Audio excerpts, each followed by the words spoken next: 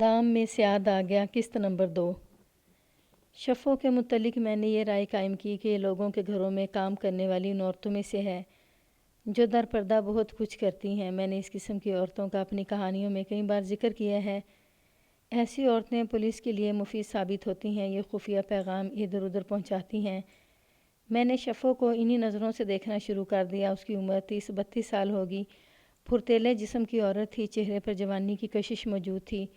اس کی زبان میں بھی اس کے جسم جیسی پھرتی تھی۔ میرے پوچھنے پر اس نے بتایا کہ اس کا خاوند ہے جو لوگوں کے گھروں میں پانی ڈالتا ہے، جسے ماشکی بھی کہتے ہیں اور بہشتی بھی۔ وہ کیسا آدمی ہے؟ میں نے شفوں سے پوچھا۔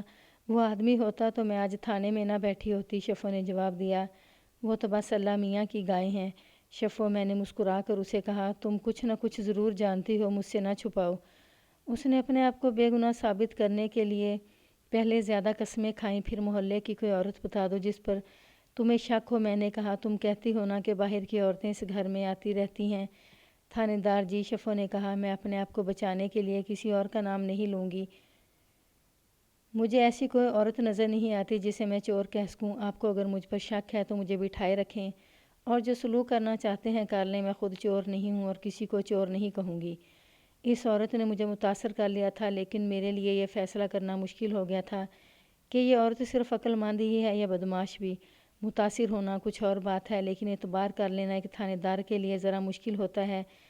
میں نے ذہن میں اس عورت کو مشتبہوں کی فہرست میں رکھ لیا۔ میں نے دونوں نوکروں اور دونوں نوکرانیوں کو تھانے الگ بٹھا لیا۔ یہ اتنا سنگین کیس نہیں تھا کہ میں ضروری کام چھوڑ کر اسی کے پیچھے پڑا رہتا۔ میرے پاس ایک ہی ASI تھا جو ان دنوں ملیریا بخار کی وجہ سے ہسپتال میں پڑا تھا۔ اس کی جگہ مجھے عارضی طور پر کوئی ASI نہیں دیا گیا تھا، اس لیے مجھ پر کام کا بڑا بوجھ تھا۔ میں دوسرے کاموں میں لگ گیا۔ اتنے میں غفور آ گیا۔ غفور بھائی، میں نے کہا، آپ کے نوکر اور نوکرانیاں تو مجھے بے گناہ معلوم ہوتے ہیں۔ شفوں کے متعلق آپ کا کیا خیال ہے؟ یہ تو بالکل ہی بے گناہ عورت ہے ملک صاحب، غفور نے جواب دیا۔ اس کی باتیں سنو تو شک ہوتا ہے کہ بڑی چالاک عورت ہے، لیکن ایسی کوئی بات نہیں۔ یہ دل کی بڑی صاف ہے۔ پولیس کی نظر کچھ اور ہوتی ہے غفور بھائی، ملک صاحب، غفور نے کہا۔ اس عورت کو آپ میری نظر سے دیکھیں غفور بھائی، میں نے اسے کہا، اگر آپ چاہتے ہیں کہ چور پکڑا جائے اور آپ کا مال برآمد ہو جائے تو کچھ ہمت خود بھی کریں۔ آپ کے گھر میں آپ کے محلے اور برادری کی عورتیں آتی رہتی ہیں اور آپ کا زیور ویسے ہی ادھر ادھر پڑا رہتا ہے۔ میں فرشتہ یا جادوگر نہیں کہ ان حالات میں چور کو پکڑ لوں گا۔ میں کوتاہی نہیں کروں گا، لیکن آپ خود غور کریں کہ آپ کے گھر جو عورتیں آتی ہیں ان میں کوئی ایسی ہے جو چوری چکاری کی عادی ہو؟ ہاں ہاں ملک صاحب، غفور نے کہا، آپ سے زیادہ تو میں خود تفتیش کر رہا ہوں۔ آپ کے پاس رپورٹ لکھوانے کا مطلب تھا کہ چور کو آپ کے حوالے کر دوں تو آپ اسے سزا دلا سکیں۔ نوکروں اور نوکرانیوں کو آپ کب چھوڑیں گے؟ کیا آپ ان کی سفارش کرنے آئے ہیں کہ یہ بے گناہ ہیں؟ میں نے اس سے پوچھا، نہیں، میں انہیں آپ کے کہنے پر تو نہیں چھوڑوں گا، مجھے اپنا شک رفع کرنا ہے۔ میرا خیال ہے، اس نے ڈھیلی سی آواز میں کہا، چوری ان میں سے کسی نہیں نے کی، انہیں چھوڑ ہی دیں تو بہتر ہے۔ گھر میں کام کاج کی بڑی مشکل پیش آ رہی ہے۔ آپ اپنی ضمانت دے کر انہیں لے جائیں۔ میں نے کہا، اگر مجھے ان میں سے کسی کی ضرورت آدھی رات کو بھی پڑی تو یہ آپ کا فرض ہوگا کہ اطلاع ملتے ہی اسے تھانے میں حاضر کر دیں۔ اگر نہیں کریں گے تو میں آپ کو مہلت نہیں دوں گا، سیدھا حوالات میں بند کر دوں گا۔ ہاں ملک صاحب، اس نے کہا، آپ جیسی ضمانت چاہیں لے سکتے ہیں۔ میں آپ کو یہ بھی بتا دوں غفور بھائی، میں نے کہا، کہ میں آپ کی زبان سے یہ شکایت نہیں سنوں گا کہ میں تفتیش میں سستی کر رہا ہوں۔ میں آپ سے تحریری ضمانت لے رہا ہوں۔ چوری آپ کی ہوئی ہے، کوئی قتل نہیں ہوا۔ میں اپنی سہولت کے مطابق تفتیش کروں گا۔ اس نے ضمانت دے دی اور دونوں نوکروں اور نوکرانیوں کو اپنے ساتھ لے گیا۔ ایسا کبھی نہیں ہوتا کہ کوئی تھانے دار کسی کو شامل تفتیش کرے اور کوئی آدمی آ کر اسے ذاتی ضمانت یا تحریری یقین دہانی پر چھڑا کر لے جائے۔ اگر یہ چاروں نوکر میرے مشتبہ ہوتے اور میں انہیں تھانے میں رکھنے کی ضرورت محسوس کرتا تو میرے اوپر کے افسر بھی انہیں مجھ سے نہیں چھڑا سکتے تھے۔ میں نے یہ دیکھ لیا تھا کہ ان چاروں میں کوئی بھی چور نہیں تھا۔ اپنا شک پوری طرح رفع کرنے کے لیے اور انہیں ذرا نرم کرنے کے لیے میں انہیں رات گئے تک تھانے میں رکھنا چاہتا تھا۔ اس کے ساتھ ہی میں انہیں چھوڑنے کی بھی سوچ رہا تھا۔ غفور نے مجھے کہا کہ میں انہیں چھوڑ دوں تو میں نے اپنی ذمہ داری کم کرنے کے لیے یہ بات اس کے سر پر ڈال دی تاکہ وہ بعد میں کوئی شکایت نہ کرے۔ البتہ میں اس بات پر حیران ہوا کہ غفور نے انہیں خود چھڑوایا ہے۔ یہ تو آپ جانتے ہیں کہ جس کی چوری ہو جاتی ہے وہ ہر کسی کو چور سمجھتا ہے۔ میں نے اس صورتحال سے جو غفور نے میرے لیے پیدا کی تھی بلکہ جو میں نے خود ہی پیدا کروائی تھی ایک اور کارروائی سوچ لی۔ مجھے خیال آیا کہ غفور نے ان چاروں پر ظاہر کر دیا ہے کہ اسے یا پولیس کو ان پر شک نہیں، اس لیے ان میں جو بھی چور ہوگا اسے یہ ڈر نہیں ہوگا کہ اس کے گھر کی تلاشی ہوگی۔ رات کے 11 بج رہے تھے۔ میں نے ایک ہیڈ کانسٹیبل اور 2 کانسٹیبلوں کو ساتھ لیا اور غفور کے دروازے پر جا دستک دی۔ وہ گہری نیند سے اٹھ کر آیا۔ دیہات اور چھوٹے قصبوں میں لوگ بہت جلدی سو جایا کرتے تھے۔ میں نے غفور سے پوچھا کہ اس کے نوکر کہاں رہتے ہیں۔ صرف ایک نوکر جس کی عمر 50 سال کے قریب تھی حویلی کے ہی ایک کمرے میں رہتا تھا۔ دوسرا نوکر اور دونوں نوکرانیاں اپنے گھروں کو چلی جاتی تھیں۔ غفور کو ساتھ لیا اور پہلے ہم اس کے نوکر کے گھر گئے، اس کے گھر کی پوری تلاشی لی، پھر دونوں نوکرانیوں کے گھر باری باری گئے اور وہاں بھی اس طرح تلاشی لی کہ کوٹریوں میں جا کر جلانے والی لکڑیاں بھی پرے پھینک کر دیکھ ڈالیں، ڈولیاں اور ہانڈیاں بھی الٹی کر کے دیکھیں، لیکن کچھ بھی برآمد نہ ہوا۔ میں نے اگلے دن مخبروں سے رپورٹیں لینے شروع کر دیں۔ جیسا کہ میں آپ کو پہلے بتا چکا ہوں کہ تھانے کی مخبروں میں چند ایک معززین حضرات بھی تھے۔ یہ سراغ تو مجھے کوئی بھی نہیں دے سکا کہ چوری کس نے کی ہوگی۔ البتہ غفور کے خاندان کے متعلق بہت کچھ معلوم ہو گیا، لیکن یہ معلومات مجھے اس واردات کی تفتیش میں ذرا سی بھی مدد نہیں دے سکتی تھیں۔ سب نے یہی بتایا کہ یہ خاندان اپنی امیری کی نمائش کرتا رہتا ہے۔ ان کی دونوں لڑکیوں کے چال چلن کے متعلق کسی نے اچھی بات تو نہ کی، لیکن کوئی بھی یہ نہ بتا سکا کہ ان کے ساتھ کسی کے غلط قسم کے تعلقات ہیں۔ میں نے اپنے مخبروں سے اپنی ضرورت کے مطابق معلومات لینے کی کوشش کی، لیکن مجھے کام کی کوئی بات معلوم نہ ہوئی۔ حقیقت یہ ہے کہ میں نے کوئی زیادہ محنت بھی نہ کی۔ یہ قتل کا کیس تو نہیں تھا کہ میں اس خاندان کے چال چلن اور اخلاق اور ان کی لوگوں کی دوستیوں اور دشمنوں کی تفصیلات معلوم کرنے کی کوشش کرتا۔ میں یہی سمجھ سکا کہ دولت کی نمائش کرتے کرتے یہ لوگ اپنے زیور کی ان 2-4 چیزوں سے ہاتھ دھو بیٹھے ہیں۔ اگر یہ واردات ڈکیتی یا نقب زنی کی ہوتی تو میں قیامت کھڑی کر دیتا۔ 10-11 دن گزر گئے۔ میرا ASI واپس آ گیا۔ اس کی صحت ابھی پوری طرح ٹھیک نہیں تھی۔ میں نے اس کیس کی فائل اسے دے کر کہا کہ اپنی صحت دے کر اس کیس کو بھی دیکھتا رہے۔ ان 10-11 دنوں کے دوران غفور 2 یا 3 دفعہ میرے پاس آیا۔ اس نے ہر بار یہ کہنے کی بجائے کہ میں تفتیش ذرا تیزی سے کروں، یہ کہا کہ وہ خود خفیہ تفتیش کر رہا ہے، وہ کچھ کامیاب ہوتی نظر آ رہی ہے۔ میں نے اس سے پوچھا کہ کامیابی سے اس کا کیا مطلب ہے؟ ابھی نہیں، اس نے مینی خیز مسکراہٹ سے کہا۔ ایک گھر پر شک ہے، میں نے اپنے جاسوس چھوڑے ہوئے ہیں۔ شک ذرا پکا ہو جائے تو آپ کو بتاؤں گا، تب آپ چھاپہ ماریں گے تو مجھے 16 آنے یقین ہے کہ آپ کو کامیابی ملے گی۔ وہ جب آخری بار میرے پاس آیا تھا اس سے 4-5 روز بعد وہ پھر آیا۔ ملک صاحب، اس نے بڑا پختہ اور شگفتہ لہجے میں کہا، ایک گھر پر چھاپہ مارنا ہے، ہمارا مال اس گھر میں ہے۔ میں کس بنا پر چھاپہ ماروں گا؟ میں نے کہا، میں اس لیے تو کسی کے گھر پر چھاپہ نہیں ماروں گا کہ ایک آدمی نے آ کر کہا ہے کہ فلاں گھر پر چھاپہ مارو۔ مجھے کوئی ثبوت، کوئی شہادت چاہیے۔ میرے بڑے پکے جاسوس نے مجھے اطلاع دی ہے۔ غفور نے کہا۔ غفور بھائی، میں نے جھنجھلا کر کہا، تھانے میں کھیل تماشا نہ کرو، یہاں ہر حرکت اور ہر کارروائی کاغذوں میں لکھنی پڑتی ہے۔ پہلے اپنی شہادت لے آؤ، میں اس سے نہ جانے کیا کچھ پوچھوں گا۔ جب تک مجھے یقین نہ ہو جائے کہ چھاپہ مارنا ضروری ہے، میں تھانے سے باہر نہیں نکلوں گا۔ جائیں پہلے شہادت لے آئیں۔ ملک صاحب، غفور نے کہا، سارا شہر کیا ہندو کیا مسلمان ہمارے خاندان کی بات کو رد نہیں کرتا۔ آپ تو مجھ پر اعتبار ہی نہیں کر رہے۔ میں آپ کو پکے چور کے گھر لے جا رہا ہوں۔ معلوم ہوتا ہے آپ کا دماغ کچھ زیادہ ہی خراب ہے۔ میں نے کہا، میں شہر کا آدمی نہیں ہوں، میں پولیس کا آدمی ہوں۔ میں ہندو ہوں نہ مسلمان، میں تھانے دار ہوں۔ میں جو کہتا ہوں وہ کریں، شہادت لائیں، میری تسلی کریں۔ اگر چھاپے کے بعد مجھے پتہ چلا کہ آپ نے کسی عداوت کی بنا پر اس گھر پر چھاپہ مروایا ہے تو قانون میں ایسی دفعہ موجود ہے جس کے تحت میں آپ کو گرفتار کر کے 2 سال سزا دلا سکتا ہوں۔ وہ چلا گیا۔ تقریباً آدھے گھنٹے بعد واپس آیا تو اس کے ساتھ اس کی نوکرانی شفو تھی۔ یہ لیں ملک صاحب، غفور نے کہا، یہ ہے میری مخبر اور جاسوس، اس کا بیان لے لیں اور کارروائی کریں۔ کیوں شفو؟ میں نے کہا، کیا بات ہے؟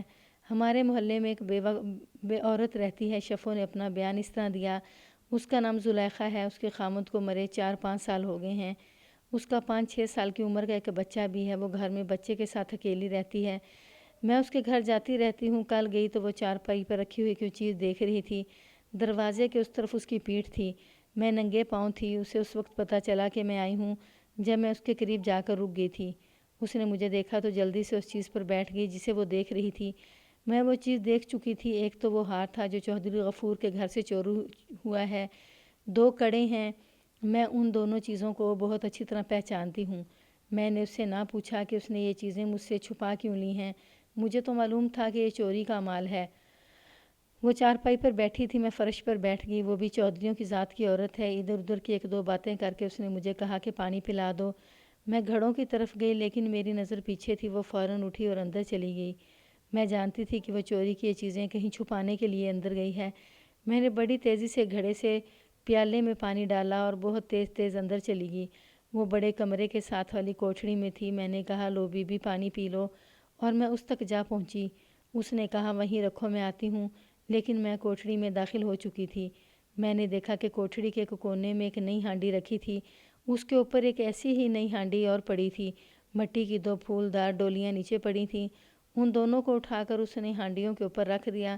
اس میں کوئی شک نہیں کہ اس نے چوری کی یہ چیزیں نیچے والی ہانڈی میں چھپا کر رکھی تھیں۔ وہ میرے ساتھ ہی آ گئی اور کہنے لگی کہ چودھریوں کی چوری کا کچھ بنا ہے۔ میں نے کہا کہ پولیس اندر لگی ہوئی ہے، ابھی کچھ ظاہر نہیں ہوا۔ اس نے افسوس کیا کہ ان کا اتنا نقصان ہو گیا ہے۔ اس نے مجھ سے پوچھا کہ لوگ کس پر شک کرتے ہیں۔ میں نے اسے بتایا کہ وہ بیچارے تو کسی پر بھی شک نہیں کرتے، بلکہ کہتے ہیں کہ اللہ نے ہمیں بہت دیا ہے، یہ 2-3 چیزیں جو کوئی بھی لے گیا ہے خدا اسے نصیب کرے۔ میں نے اسے ظاہر نہ ہونے دیا کہ میں نے چوری کا مال دیکھ لیا ہے۔ کچھ دیر ادھر ادھر کی باتیں کر کے میں وہاں سے آ گئی اور سیدھی ان چودھریوں کی حویلی میں گئی۔ چودھری غفور گھر میں تھے۔ میں نے جب انہیں بتایا کہ میں نے ان کی چیزیں زلیخا کے گھر دیکھی ہیں تو انہوں نے الٹا مجھے برا بھلا کہنا شروع کر دیا کہ میں ایک شریف اور اونچے خاندان کی عورت کو بدنام کر رہی ہوں۔ انہیں جب میری بات پر یقین آ گیا تو سارے گھر کو چپ لگ گئی۔ کوئی بھی نہیں مان سکتا کہ چوری زلیخا نے کی ہے۔ یہ سب کہتے تھے کہ تھانے والوں کو پتہ نہیں چلنے دیں گے۔ آگے مجھے پتہ نہیں کہ انہوں نے آپس میں کیا صلاح مشورہ کیا ہے۔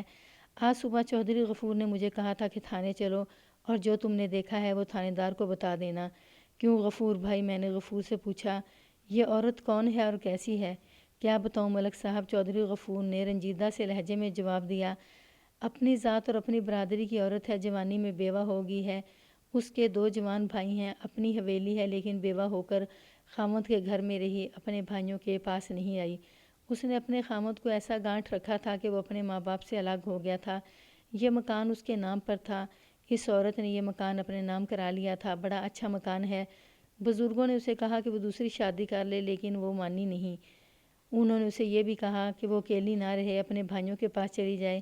اس کی صرف ماں زندہ ہے، اس کا باپ مر چکا ہے۔ کیا آپ کے گھر میں اس کا آنا جانا لگا رہتا ہے؟ جی ہاں، چودھری غفور نے کہا، آتی رہتی ہے۔ چال چلن کی کیسی ہے؟ ایسی ویسی ہی ہے، غفور نے جواب دیا۔ ایسی بھی نہیں کہ ہر کسی کے ساتھ جھک مارتی رہے، لیکن ہم اسے شریف عورت بھی نہیں کہہ سکتے۔ وہ امیر تھی یا غریب، اونچی ذات کی تھی یا نیچ ذات کی، شریف تھی یا بدماش۔ چوری ایک ایسا فعل ہے جو کوئی بھی کر سکتا ہے۔ آج کل آپ نے امیروں اور بڑے بڑے افسروں کے لڑکوں کو چوریاں کرتے دیکھا ہوگا، اخباروں میں خبریں چھپتی رہتی ہیں۔ مجھے صرف اس یقین کی ضرورت تھی کہ چوری کا مال اس کے گھر میں ہے۔ میں نے یہ یقین کر لیا اور اسی وقت اس عورت کے گھر کی تلاشی لینے کے لیے اٹھ کھڑا ہوا۔ اپنے 2-3 آدمیوں کو ساتھ لیا۔ ملک صاحب، راستے میں غفور چلتے چلتے رک گیا اور کہنے لگا، میں آپ کے ساتھ اس عورت کے گھر تک نہ جاؤں تو اچھا ہے۔ عورت خواہ کیسی بھی ہے، آخر ہماری ذات برادری کی ہے، وہ بھی کہے گی اور برادری بھی کہے گی کہ میں نے اسے پکڑوا دیا ہے۔ شفو بھی آپ کے ساتھ نہ جائے تو اچھا ہے کیونکہ یہ ہماری نوکرانی ہے۔ نہیں چودھری، میں نے اسے کہا، آپ بے شک چلے جائیں، شفو کو میں ساتھ رکھوں گا کیونکہ مجھے کاغذوں میں لکھنا ہے کہ نشاندہی کس نے کی تھی۔ ہاں شفو، غفور نے کہا، تم ملک صاحب کے ساتھ چلی جاؤ اور جو یہ کہیں ویسے ہی کرنا۔ میں شفو کو ساتھ لے کر اس عورت کے دروازے پر جا کھڑا ہوا جس کا نام زلیخا بتایا گیا تھا۔ محلے کے 2 آدمیوں کو مشیر کے طور پر بلا لیا، پھر دروازہ کھٹکھٹایا۔ ایک اچھی خاصی خوبصورت عورت باہر آئی جس کی عمر 30 سال سے کچھ کم ہی ہوگی۔ وہ چال ڈھال، لباس اور چہرے مہرے سے اچھے خاندان کی عورت معلوم ہوتی تھی۔ میں اکیلا اندر گیا، اس عورت کے کندھے پر ہاتھ رکھ کر اسے ڈیوڈی میں ایک طرف لے گیا۔ تمہارا نام زلیخا ہے؟ میں نے پوچھا۔ اس نے اس طرح ہاں کہی جیسے انتہائی خوف کے عالم میں اس کے منہ سے ویسے ہی کوئی آواز نکل گئی ہو۔ زلیخا، میں نے بڑی آہستہ سے اسے کہا، تھوڑا سا وقت اور ہے، پھر یہ وقت میرے ہاتھ سے نکل جائے گا۔ وہ زیور مجھے دے دو، میں پوری کوشش کروں گا کہ چودھری غفور اور اس کے ماں باپ زیور لے کر چپ ہو جائیں، پھر میں کوئی کارروائی نہیں کروں گا، تم بہت بڑی ذلت سے بچ جاؤ گی۔ اس کی حالت ایسی ہوئی جیسے وہ بے ہوش ہو کر گر پڑے گی۔ زلیخا، میں نے اس کے کندھے پر ہاتھ رکھ کر آہستہ سے کہا، پولیس ابھی باہر کھڑی ہے، میں کسی کو اندر نہیں آنے دوں گا۔ میں کہہ رہا ہوں ابھی بھی وقت ہے۔ کیا کہہ رہے ہیں آپ؟ وہ آخر بولی، آپ کون سے زیور کی بات کر رہے ہیں؟ اس کا مطلب یہ ہے، میں نے کہا کہ میں وہ زیور خود تمہارے گھر سے برآمد کروں جس کی میں بات کر رہا ہوں۔ چودھریوں کی نوکرانی شفو بھی میرے ساتھ ہے۔ وہ بدمعاش عورت، اس کی آواز میں یکلخت جان آ گئی، کہنے لگی، میں سمجھ گئی ہوں کہ مجھ پر کیسا جال پھینکا جا رہا ہے۔ تم اس بدکار عورت کی باتوں میں آ کر مجھے بے عزت کرنے آگے ہو۔ ذرا ٹھہر جاؤ، میں اپنے بھائیوں اور برادری کے 2-3 آدمیوں کو بلا لوں۔ وہ چل پڑی۔ میں نے اسے روک لیا اور شفو کو اندر بلایا۔ شفو، میں نے اسے کہا، تم نے وہ چیزیں کہاں دیکھی تھیں؟ شفو نے وہی بیان دیا جو اس نے مجھے تھانے میں دیا تھا، ذرا مختصر کر کے زلیخا کے سامنے سنا دیا۔ زلیخا نے انتہائی غصے کے عالم میں اسے گالیاں دینی شروع کر دیں۔ میں نے مشیروں کو، جو اسی محلے کے 2 معزز آدمی تھے، اندر بلا لیا اور شفو سے کہا کہ وہ ان کے سامنے بیان دے۔ میں نے شفو سے یہ بھی کہا کہ اس کی نشاندہی غلط نکلی تو میں اسے یہیں گرفتار کر لوں گا۔ شفو نے وہی بیان ایک بار پھر دیا۔ زلیخا نے بڑی زور زور سے رونا شروع کر دیا۔ شفو کی نشاندہی پر میں مشیروں کو ساتھ لے کر اندر چلا گیا۔ زلیخا کا میں نے بازو پکڑ رکھا تھا، وہ بھی میرے ساتھ کوٹھڑی تک چلی گئی۔ میں نے زلیخا سے کہا کہ وہ خود یہ ڈولیاں اور ہانڈیاں ہٹا کر مجھے دکھائے۔ لو دیکھ لو، اس نے اوپر والی ڈولی اٹھا کر میرے آگے کر دی۔ میں نے اس ڈولی میں دیکھا، خالی تھی، اسے میں نے الگ رکھ دیا۔ لو یہ بھی دیکھ لو، اس نے ایک پھولدار ڈولی اٹھا کر یوں میرے آگے کی جیسے ڈولی میرے سر پر مارنا چاہتی ہو۔ میں نے دیکھا یہ بھی خالی تھی، یہ بھی دیکھ لو۔ زلیخا نے ایک ہانڈی اٹھا کر میرے آگے کی، اس میں بادام پڑے تھے، میں نے بادام فرش پر گرا دیے، وہاں اور کچھ نہیں تھا۔ زلیخا آخری ہانڈی اٹھانے کے لیے جھکی تو یوں پیچھے ہٹی جیسے ہانڈی میں سانپ بیٹھا ہوا ہو۔ اس نے میری طرف دیکھا، میں بیان نہیں کر سکتا کہ اس کے چہرے پر کیسا تاثر آ گیا تھا۔ اس کی آنکھوں کے ڈھیلے باہر آنے کو آگے، اس کے چہرے کا اتنا اچھا رنگ ایسے اڑا جیسے اسے سیاہ دھوئیں کی تپش لگی ہوئے۔ ایسی حالت میں رنگ پیلا پڑ جاتا ہے، لیکن اس کا رنگ سانولا سا ہو گیا تھا۔ حیرت سے اس کا منہ ذرا سا کھل جاتا ہے، لیکن زلیخا کا منہ اس طرح کھلا جیسے اس کے سارے دانت باہر نظر آنے لگے، جو قہر اور غصے کی علامت تھی۔ کبھی وہ مجھے دیکھتی اور کبھی شفو کو، ایسے لگتا تھا جیسے وہ ہمیں کھا جائے گی۔ میں اسے دیکھتا رہا۔ اس نے اچانک آسمان کی طرف دیکھا اور ہاتھ پھیلائے۔ اللہ انصاف کرے گا، اس نے کہا، اور سب سے مخاطب ہو کر چلائی، یہ دیکھو لوگو، یہ ظلم، آگے ہو کر دیکھو، یہ زیور میرا نہیں۔ اس نے بازو شفو کی طرف لمبا کر کے انگلی سے اشارہ کیا، یہ اس حرام زادی نے رکھا ہے۔ میں نے چودھری غفور کی بات نہیں مانی تھی، اس نے میرے ساتھ یہ ہاتھ کیا ہے۔ میں نے آگے ہو کر ہانڈی میں دیکھا، وہاں ایک ہار اور 2 کڑے پڑے ہوئے تھے۔ میں نے مشیروں سے کہا کہ وہ بھی آگے ہو کر دیکھیں۔ گھبراؤ نہیں زلیخا، میں نے کہا، انسان سے غلطی ہو جاتی ہے۔ کیا یہ زیور تمہارا نہیں؟ نہیں نہیں نہیں، زلیخا نے چیخ کر کہا، نہ یہ چیزیں میری ہیں، نہ میں نے رکھی ہیں۔ میں نے یہ چیزیں نکالیں اور زلیخا کے گھر میں بیٹھ کر برآمدگی کا مشیر نامہ تیار کیا اور دونوں مشیروں کے دستخط کرائے۔ میں نے بڑی مشکل سے مشیر نامہ لکھا تھا۔ مشکل یہ تھی کہ زلیخا میرے سر پر چڑیلوں کی طرح چیخ چلا رہی تھی۔ اس کا بچہ الگ کھڑا رو رہا تھا۔ ماں بیٹے کا رونا مجھے میرے کام سے نہ روک سکا۔ میں نے زلیخا کو ساتھ لیا اور تھانے کو چل پڑا۔ پولیس جہاں جائے وہاں لوگ تو اکٹھے ہو ہی جاتے ہیں، لیکن میں زلیخا کو ساتھ لے کر اس کے محلے سے گزر رہا تھا تو میں نے محسوس کیا کہ محلے کے آدمی جو باہر کھڑے ہیں اور عورتیں جو اپنے دروازوں میں کھڑی ہیں، ان کا انداز تماشائیوں والا نہیں۔ ان کے چہروں پر میں نے حیرت اور شاید افسوس بھی دیکھا تھا۔ تھانے پہنچا ہی تھا کہ ان لوگوں کا رد عمل واضح ہو گیا۔ وہ اس طرح کے 2 معزز آدمی تھانے میں آئے۔ ان میں سے ایک کو میں اچھی طرح جانتا تھا، صاحب حیثیت بزرگ تھا، اس کا اثر و رسوخ بھی تھا اور اس کی شرافت اور انسان دوستی مشہور تھی۔ اس کی تعظیم کے لیے میں اسے آگے جا کر ملا۔ اس کے ساتھ جو آدمی تھا وہ بھی معمر اور معزز تھا۔ ملک صاحب، میری جان پہچان کے بزرگ نے کہا، میں آپ کے کام میں مداخلت کرنے نہیں آیا، اپنا فرض ادا کرنے آیا ہوں۔ معلوم ہوا ہے آپ اس عورت کو چوری کے الزام میں پکڑ کر لائے ہیں۔ میں صرف یہ کہوں گا کہ کسی کے کہنے میں نہ آنا، یہ عورت چور نہیں ہو سکتی۔ چوری کا مال اس کے گھر سے برآمد ہوا ہے ماہر صاحب۔ میں نے کہا، آپ بہتر جانتے ہیں ملک صاحب۔ دوسرے آدمی نے کہا، یہ غلط فہمی ہے یا کوئی شرارت، یہ خاتون کسی کی محتاج نہیں، اس کا اپنا مکان ہے، خامد کی زمین ہے، ایک مکان کرائے پر چڑھا ہوا ہے، اس کے 2 بھائی ہیں، وہ اسے الگ دیتے ہیں، یہ تو غریبوں مسکینوں کی مدد امداد کرنے والی عورت ہے۔ ہمارا مطلب یہ ہے کہ تفتیش ذرا، مہر صاحب کہتے کہتے جھجک گئے، تفتیش ذرا دیانتداری سے کروں۔ میں نے ہنستے ہوئے اس کا فقرہ پورا کر دیا اور کہا، مہر صاحب آپ نے مجھ پر کرم کیا ہے کہ ایک اشارہ دے دیا ہے، میں آپ سے اور کچھ نہیں پوچھوں گا۔ آپ مجھ سے کچھ نہ پوچھیں، دودھ اور پانی الگ الگ کر دوں گا۔ یہ بھی خیال رکھیں کہ شفو ٹھیک عورت نہیں، مہر صاحب نے کہا۔ اور چودھری غفور کیسا آدمی ہے، اللہ اسے معاف کرے، مہر صاحب نے کہا۔ میں غیبت کے لیے نہیں آیا، بس اتنی دعا کرتا ہوں کہ چودھری غفور کو اللہ معاف کرے۔ وہ دونوں مجھ سے ہاتھ ملا کر چلے گئے۔ رشوت تو دور کی بات ہے، میں نے کبھی کسی کی سفارش بھی قبول نہیں کی تھی، لیکن مہر عبدالقدیر کے یہ اشارے میرے ذہن میں بیٹھ گئے۔ اس بزرگ نے سفارش نہیں کی تھی، یہ بزرگ میرا مخبر بھی نہیں تھا۔ میں نے سوچا کہ ضرورت پڑی تو کبھی رات کو اس کے گھر جا کر پوری بات معلوم کروں گا۔ میرے لیے مشکل یہ تھی کہ چوری کا مال زلیخا کے گھر سے برآمد ہوا تھا۔ میں نے چودھری غفور اور اس کے باپ کو زیور کی شناخت کے لیے بلا بھیجا تھا۔ وہ آ گئے اور ان کے پیچھے دو جوان سا آدمی آئے۔ وہ سیدھے میرے پاس آئے۔ وہ زلیخا کے چھوٹے بھائی تھے۔ ایک کی عمر 22-23 سال تھی اور دوسرے کی 17-18 سال۔ دونوں خوبصورت نوجوان تھے۔ ان کے لباس اور انداز سے پتہ چلتا تھا کہ خوشحال خاندان کے ہیں۔ انہوں نے مجھ سے پوچھا کہ میں ان کی بہن کو کس جرم میں پکڑ کر لایا ہوں۔ میں نے انہیں بتایا تو غصے سے وہ پھٹنے لگے، لیکن انہوں نے میرے ساتھ بدتمیزی یا گستاخی کی کوئی بات نہ کی۔ صرف ایک عرض کروں گا جناب، بڑے نے کہا، ہماری بہن کے ساتھ بدسلوکی نہ ہو۔ آپ کی نظروں میں یہ چور ہے، لیکن ہماری بہن ہے، آپ کو اور کچھ کہنا بیکار ہے۔ چھوٹے نے کہا، آپ انسپیکٹر ہیں، آپ اپنی کارروائی کریں گے اور ہماری بہن کو اپنی بہن کبھی نہیں سمجھیں گے، لیکن انسپیکٹر صاحب، جس کسی نے بھی ہماری بہن کو اس ذلت میں ڈالا ہے، اس کا خاندان اسے باقی عمر ڈھونڈتا رہے گا۔ میں ان کے ساتھ بات کرنا چاہتا تھا، لیکن ابھی قبل از وقت تھا۔ زلیخا سے پوچھ گچھ سب سے پہلے کرنی تھی۔ میں نے ان دونوں کو تسلی دی کہ ان کی بہن کے ساتھ میری کوئی دشمنی نہیں، میں اس کے ساتھ بدسلوکی نہیں کروں گا۔ غفور اور اس کا باپ آگے تھے۔ زیور کی شناخت کے لیے میں نے انہیں اپنے دفتر میں لے گیا۔ غفور نے ہار اور کڑے دیکھ کر کہا کہ اس کی بہن کا زیور ہے۔ اس نے 2 انگوٹھیوں کے متعلق پوچھا، لیکن انگوٹھیاں برآمد نہیں ہوئی تھیں۔ اس کے باپ نے ہار اٹھا کر دیکھا، پھر جیب سے اینک نکال کر آنکھوں پر رکھی اور ہار کو اور پھر کڑوں کو اور زیادہ غور سے دیکھا۔ غفور، اس نے اپنے بیٹے سے کہا، اچھی طرح دیکھ، ہار اور کڑے وہی لگتے ہیں، ساخت، نمونہ اور سب کچھ ویسا ہی ہے، لیکن یہ اس قسم کا سونا نہیں لگتا، اس کی چمک کچھ اور ہے۔ وہی ہیں ابا جان، غفور نے کہا، بالکل وہی ہیں، تم نہیں جانتے غفورے، باپ نے کہا، یہ چیزیں میں نے اور تیری ماں نے 2 سال ہوئے بنوائی تھیں۔ اس نے دونوں کڑوں کو ہاتھ میں تولتے ہوئے کہا، ان کا وزن بھی وہ نہیں لگتا۔ باپ اور بیٹے میں بحث چل پڑی۔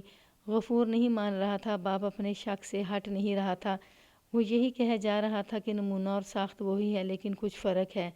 میں ایسی اس شناخت کو تسلیم نہیں کر سکتا تھا جس میں گھر کا ایک اہم فرد کہہ رہا تھا کہ اسے شک ہے۔ میرے پوچھنے پر غفور کے باپ نے بتایا کہ 2 سال گزرے، اس نے اپنی بیوی اور دونوں بیٹیوں کو ساتھ لے جا کر قصبے کے ایک سنار سے یہ دونوں چیزیں بنوائی تھیں۔ قارئین کو شاید معلوم ہوگا کہ ذرا سے شک پر عدالت قاتل کو بھی بری کر دیا کرتی ہے، جسے شک کا فائدہ دینا کہتے ہیں۔ یہ تو معمولی سی چوری کا کیس تھا، پھر بھی مجھے اپنا شک رفع کرنا تھا۔ میں نے ایک ہیڈ کانسٹیبل سے کہا کہ وہ غفور کی ماں اور دونوں بہنوں کو تھانے میں لے آئے۔ غفور نے کہا کہ وہ جا کر انہیں خود لے آئے گا، لیکن میں نے اسے جانے نہ دیا، کیونکہ وہ انہیں جا کر کہہ سکتا تھا کہ وہ اس کی شناخت کی تائید کریں۔ ہر ایک کی آزادانہ رائے ضروری تھی۔ غفور کے باپ سے سنار کا نام پوچھ کر ایک کانسٹیبل کو بھیجا کہ اسے تھانے لے آئے۔ وہ چھوٹا سا ایک قصبہ تھا جس میں سناروں کی 7-8 دکانیں تھیں۔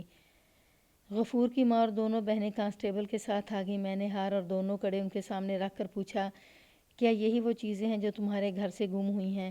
ماں نے پہلے ہار اپنے ہاتھ میں لے لیا، پھر دوسرے ہاتھ میں دونوں کڑے اٹھائے۔ میں اس کے چہرے پر نظریں جمائے ہوئے تھا۔ اگر یہ چیزیں ان کی ہوتی تو وہ فوراً پہچان لیتی، لیکن اس کا چہرہ بتا رہا تھا کہ وہ کوئی فیصلہ نہیں کر سکتی۔ اس نے دونوں چیزیں بڑی بیٹی کے ہاتھ میں دے دیں۔ نہیں ماں جی، بڑی بیٹی نے ہار ہاتھ میں لیتے ہی کہا، لگتا وہی ہے، لیکن اس کا وزن زیادہ ہے اور یہ اس سے زیادہ چمکدار ہے۔ غفور کی چھوٹی بہن نے کڑے اٹھا لیے، انہیں اچھی طرح دیکھ کر اس نے سر ہلا دیا۔ تھانے میں آ کر تم سب کا دماغ خراب ہو گیا ہے، غفور نے اپنی ماں اور بہنوں سے کہا، تم اپنی چیزیں بھی نہیں پہچان سکتی، تم یہ چیزیں کبھی کبھی دیکھتے ہو۔ ماں نے غفور سے کہا، میری بیٹی انہیں روز پہنتی ہے، ہم خام خواہ کیوں کہہ دیں کہ یہ چیزیں ہماری ہیں؟ کوئی غنڈہ بدماش پکڑا جاتا تو بات کچھ اور تھی، یہاں تو اپنی برادری کی عزت والی عورت تھانے میں بیٹھی ہوئی ہے، میں تو سوچ سمجھ کر بات کروں گی۔ مجھے یہ بتائیں کہ آپ لوگوں کا فیصلہ کیا ہے؟ میں نے ان سے پوچھا، کیا میں یہ سمجھوں کہ یہ چیزیں آپ لوگوں کی نہیں ہیں؟ ملک صاحب، غفور کے باپ نے پوچھا، کیا ہم سنار کا انتظار نہ کر لیں؟ سنار آ چکا تھا، اس کی دکان قریب ہی تھی۔ میں نے اسے اندر بلا لیا، ہار اور کڑے اسے دکھا کر کہا، کہ ان لوگوں نے یہ چیزیں اس سے بنوائی تھیں۔ اس نے کہا اسے اچھی طرح یاد ہے کہ انہوں نے یہ زیور اس سے بنوایا تھا، بلکہ اس نے دکانداروں کی طرح خوش آمد کے لہجے میں کہا کہ اس خاندان کا زیور وہی بنایا کرتا ہے۔ اس نے کچھ تعریفی جملے بھی کہہ دیے۔ کیا یہی ہیں وہ چیزیں جو تم نے ان کے لیے بنائی تھی؟ میں نے سونار سے پوچھا۔ اس نے ہار اور کڑے اپنے ہاتھ میں لیا اور ایک نظر دیکھتے ہی بول پڑا، نہیں حضور۔ سونار نے کہا، نمونہ وہی ہے، لیکن یہ چیزیں سونے کی نہیں، ان پر تو سونے کا پانی چڑھا ہوا ہے۔ حکم ہو تو میں آپ کو ابھی دکھا دیتا ہوں۔ میرے کہنے پر اس نے پہلے ایک کڑا فرش پر رگڑا، پھر دوسرا رگڑا، پھر ایک ہار کا ایک حصہ فرش پر رگڑا اور یہ چیزیں میرے آگے رکھ دیں۔ رگڑ والی جگہ سفید نکل آئی تھی۔ یہ تو صحیح چاندی بھی نہیں، سونار نے کہا، چاندی میں بھی الا بلا ملا کر نمونہ تیار کیا گیا ہے اور اس پر پانی چڑھایا گیا ہے۔ اب کہیں چودھری صاحب، میں نے غفور کے باپ سے پوچھا، کیا یہ چیزیں وہی ہیں جو آپ کے گھر سے چوری ہوئی ہیں؟ کیوں چودھری غفور، آپ بھی کچھ بولیں؟